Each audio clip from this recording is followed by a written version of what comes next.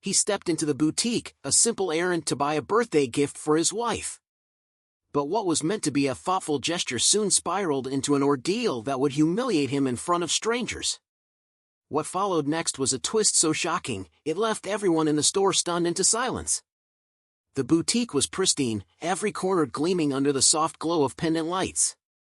The floors, a polished white marble, shimmered like a mirror, and the faint scent of expensive perfume lingered in the air. Jordan paused at the threshold, allowing his eyes to adjust to the brightness.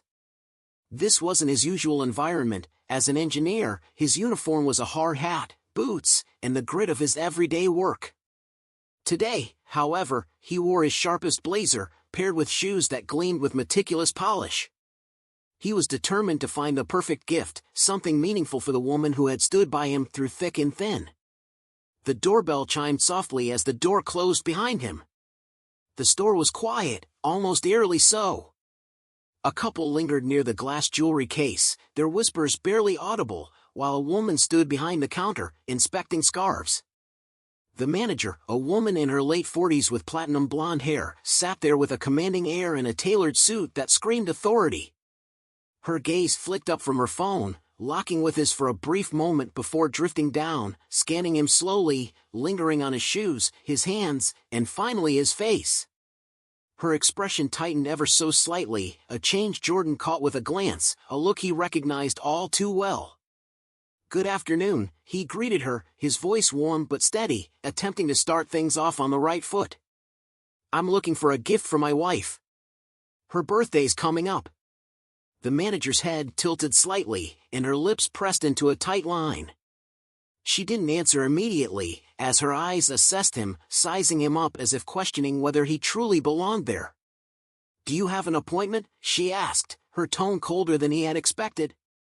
Jordan blinked in surprise. "An appointment?" he repeated, taken aback. "No, I wasn't aware I needed one." Her eyebrows arched in a practiced show of disbelief, her voice turning even more condescending. "We typically work with clients by appointment. It's more efficient that way." He kept his voice even, though her words stung. "I see. Well, I won't take much of your time. I just wanted to browse for something special."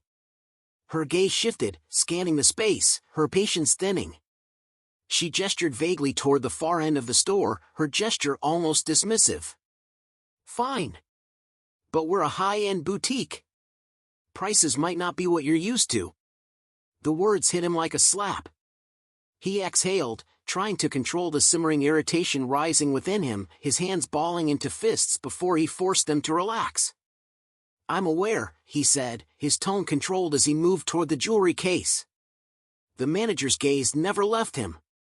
Her presence hovered just behind him, like a shadow too close to ignore.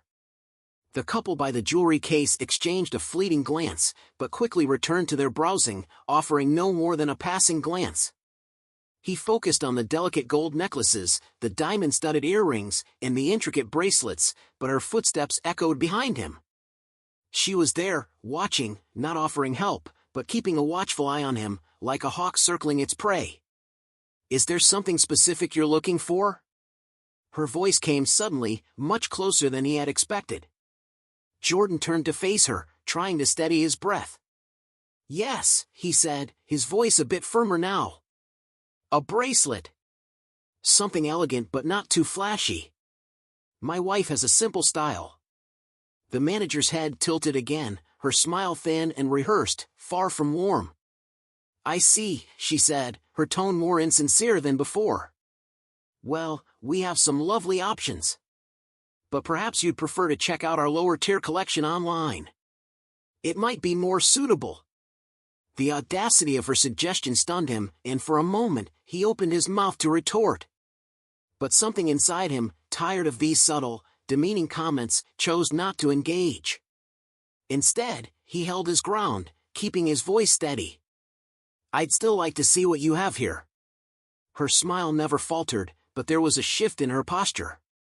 It was subtle, but unmistakable. She retrieved a tray of bracelets, placing it on the counter with an exaggerated slowness that felt intentionally mocking. Jordan leaned closer, his fingers grazing the edges of the bracelets laid out before him. Each one sparkled in the soft lighting, but the unease gnawing at his chest refused to let him focus.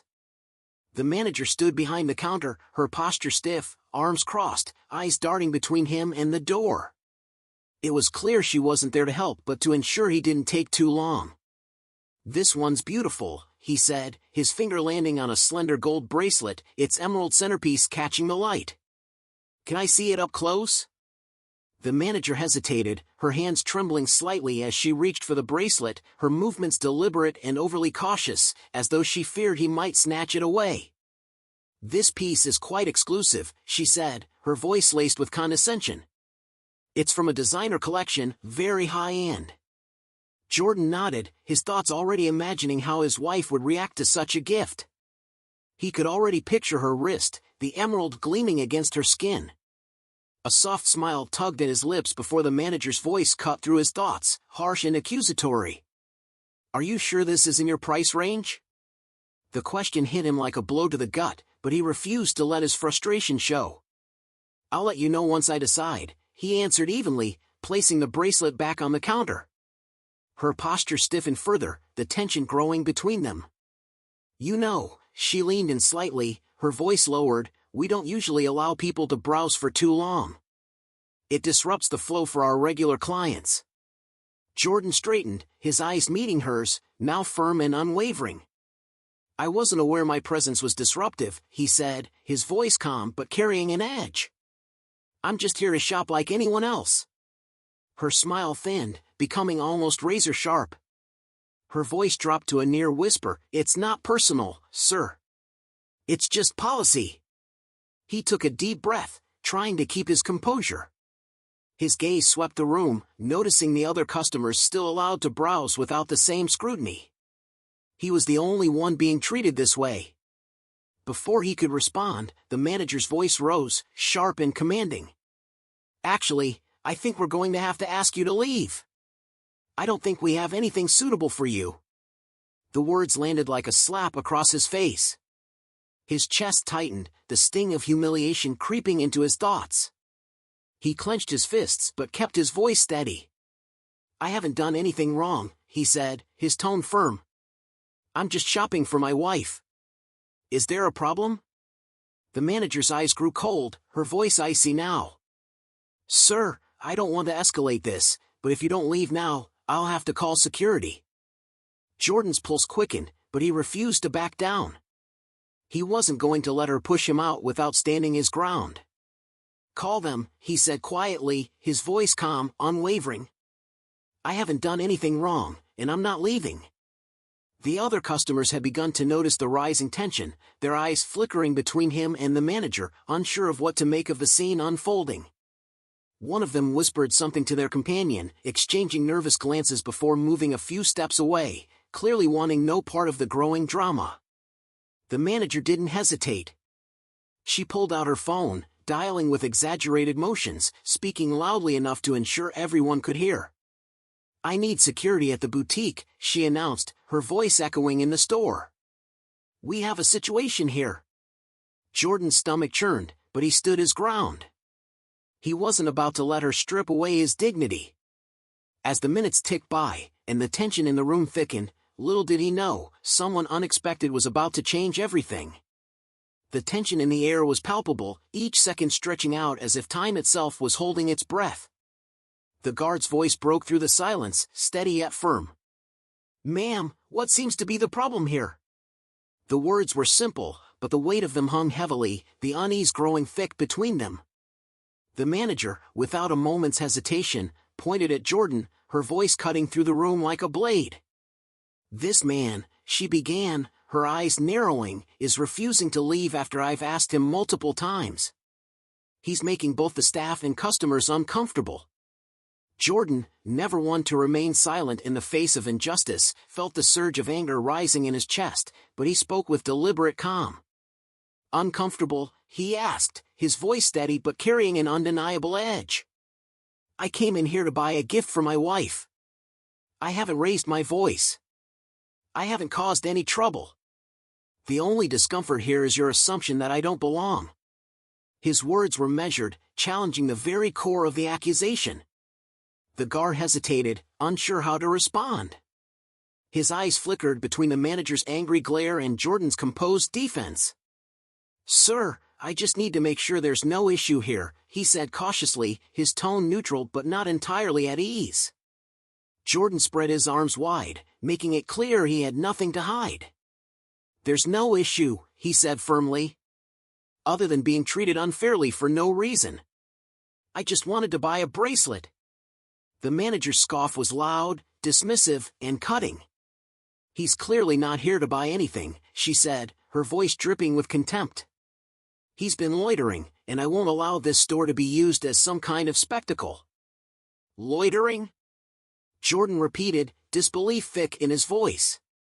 "You followed me from the moment I walked in. You've questioned every move I made. What exactly have I done to make you think I don't belong here?" The words tumbled out, his frustration mounting. Before the manager could answer, a new voice, rich with authority and unmistakable outrage, filled the air. "What on earth is going on here?" The voice was sharp, commanding. All eyes turned toward the entrance, where a tall figure stood, radiating power. His tailored suit clung to his broad shoulders, and his salt and pepper hair framed a face that carried the weight of experience. His eyes scanned the room quickly, assessing the situation, and every glance he threw seemed to darken his expression further. The manager's tone shifted instantly. "Mr. Reynolds," she stammered, her voice suddenly filled with a nervous respect. I didn't expect to see you here today." Mr. Reynolds' voice was colder than ice as he addressed her. "Clearly," he said, his words sharp and biting, "I didn't expect to walk in and witness this." He gestured toward Jordan, his eyes narrowing. "Would someone care to explain why this man is being treated like a criminal in my store?" Jordan's brow arched at the words, "my store." He didn't say anything, but the meaning of the phrase hung in the air, and he watched as the drama unfolded, his silence almost deafening. The manager's words came out in a rush, fumbling. Well, you see, he was acting suspiciously, and I thought." Mr. Reynolds cut her off, his voice rising, tinged with disbelief. "Thought what?" he demanded. "That he didn't belong here? That he wasn't the type of customer you wanted?" His words hit harder with every syllable, the room's atmosphere thickening with each passing second. "Do you have any idea who this man is?" he asked, his voice a sharp warning. The manager blinked, visibly thrown by the question. "No, I didn't."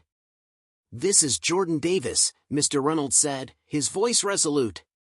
"One of the best engineers in the state. A man I personally hired to oversee my company's most important projects." He turned to Jordan, giving a brief but respectful nod. "He's also someone I respect deeply." He turned back to the manager, his expression darkening. "So again, I ask, what exactly was your issue with him?" The manager's face drained of color. She opened her mouth to respond but seemed to realize there was no justification for her actions. "I didn't know," she stammered, the words failing to defend her position. "No, you didn't," Mr. Reynolds replied, his voice low and cutting. "Because you didn't bother to find out. Instead, you jumped to conclusions based on nothing but your own bias." It was as if the ground beneath the manager's feet had shifted, and the weight of her own mistake was crashing down on her. The boutique fell silent. The sound of the world outside, the faint hum of traffic, was the only thing that seemed to fill the space as Mr. Reynolds turned to the security guard, his tone hard and unyielding. "You can leave now. There's no situation here other than one of gross incompetence." The guard hesitated, meeting Mr. Reynolds' unrelenting gaze, before nodding in silence and leaving the store. The manager, now utterly alone, felt the weight of her actions sink in, but the reckoning was far from over. A woman approached Jordan, her steps hesitant. She spoke gently, her voice a mix of regret and sincerity. "I'm sorry for what you went through," she said. The weight of her words hung in the air, the softness of her tone cutting through the tension. "It wasn't right." Jordan's lips curved slightly into a faint smile, the kind that didn't quite reach his eyes, but still held gratitude. He nodded in her direction, his voice steady yet grateful. "Thank you. It means a lot to hear that." The atmosphere in the boutique shifted. It no longer felt thick with animosity, but lighter, as though the heavy clouds of earlier confrontation were parting, replaced with the subtle warmth of resolution. Though the echoes of what had transpired still lingered, there was a sense that something had changed, something had been set right. Mr. Reynolds approached the counter, his movements purposeful as he picked up the delicate gold bracelet with the emerald that had caught Jordan's eye. "Is this the one you were looking at?" he asked, his tone calm, but deliberate. Jordan looked down at the bracelet and nodded. "It's perfect. She'll love it." "Good," Mr. Reynolds said, a small but genuine smile playing on his lips. "Then it's yours." As the transaction wrapped up, the remaining customer in the store stepped forward. Her voice was full of admiration, clear and unwavering. "What you did today, that was brave," she said. "I hope more people in your position start to take a stand like that." Mr. Reynolds offered a simple nod in response, his expression reflective. "It's the least I could do." But bravery would have been addressing this before it ever reached this point. He paused, his voice softening with self-awareness. "I have a lot to reflect on." As Jordan carefully tucked the bracelet into a sleek black box, the impact of the day's events continued to ripple outward. His mind was still processing it all, but there was a lightness in his step as he exited the boutique. The cool air of the city greeted him, offering a sense of clarity. He paused, standing on the sidewalk, his gaze unfocused as he took a deep breath. It wasn't the gift he had intended to buy for his wife that lingered in his thoughts, it was the stark reminder of the battles people like him faced, the prejudices that still festered beneath the surface, and the fight that continued every day, both inside and outside those walls. Back inside, Mr. Reynolds wasn't finished. He reached for his phone and called his assistant, who arrived quickly, clipboard in hand. Effective immediately, Mr. Reynolds instructed, his voice sharp but steady. "I want a full staff meeting scheduled. Every employee in this store will undergo comprehensive bias training, and I want oversight on hiring practices moving forward. No excuses." The assistant nodded briskly, scribbling notes with precision. "Understood, sir." "And one more thing," Mr. Reynolds added, his voice lowering, but still firm. "Make sure this story reaches the right ears. Not as a PR move, but as an example of why vigilance matters. This can't just fade away." The assistant nodded again and hurried off, leaving the employees to exchange nervous glances. The storm of change was coming, and they could feel it. Meanwhile, Jordan was heading home, the weight of the day sinking in. It wasn't suffocating, though. He'd stood his ground, and he'd seen justice, however small, delivered.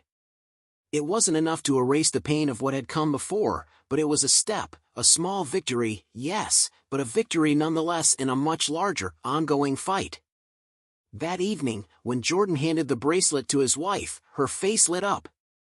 She held it up to her wrist, admiring its delicate beauty, her eyes sparkling with joy. "It's perfect," she said, pulling him into a hug. But even as she embraced him, she sensed something more in his expression, something that went beyond the satisfaction of a thoughtful gift.